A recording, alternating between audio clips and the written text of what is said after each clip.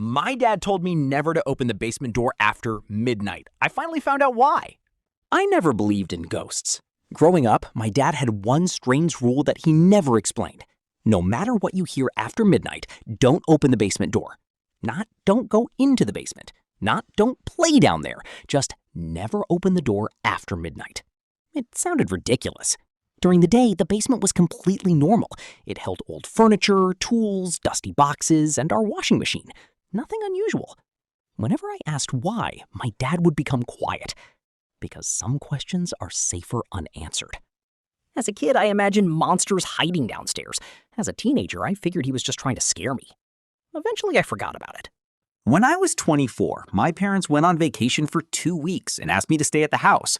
The first 3 nights were perfectly normal. On the 4th night, I woke up around 12:17 a.m. Someone was knocking. Not at the front door, at the basement door. 3 slow knocks. I checked every room. Nobody. The sound came again, exactly 3 knocks. I laughed nervously and remembered Dad's old rule. Never open the basement door after midnight. I rolled my eyes and went back to bed. The next night, the knocking returned. This time, it was louder. Knock. Knock. Knock. Then a woman's voice. "Can you help me?" Every hair on my arm stood up. It sounded like my mother. I grabbed my phone and called her. She answered immediately from her hotel room. "I'm fine," she said, "but I can hear your voice downstairs." There was silence. Then Dad took the phone. "If it's speaking now, don't answer it."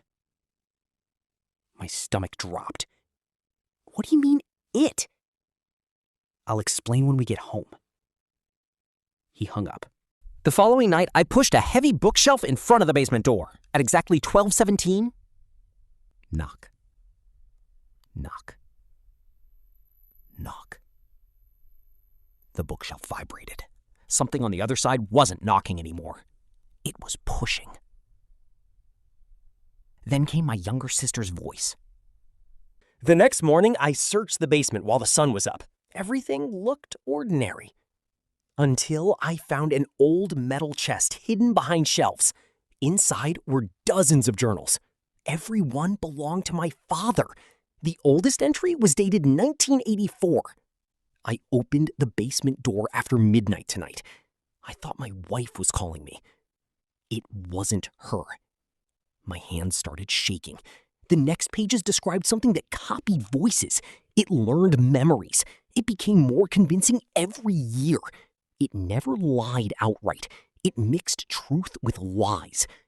The final line on one page read, "It only needs one invitation."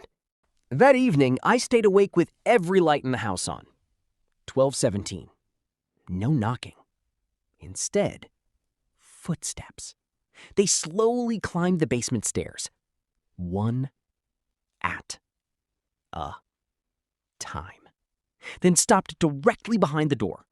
I held my breath. A familiar voice whispered, "My son." "Dad, I'm home."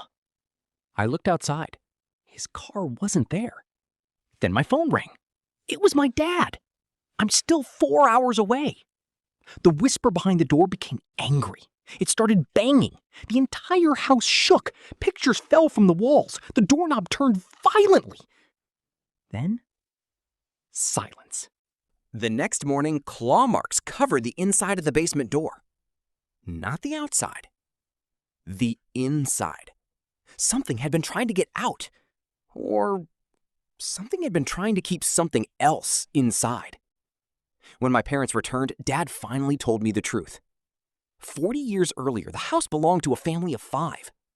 One night, every member disappeared. The police searched for weeks. The only thing they found was the basement door standing wide open. No bodies, no blood, nothing. Dad bought the house years later. The previous owner gave him only one warning.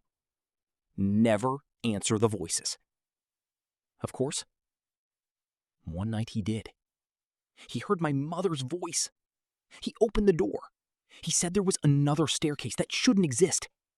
It went down much farther than the basement should have allowed.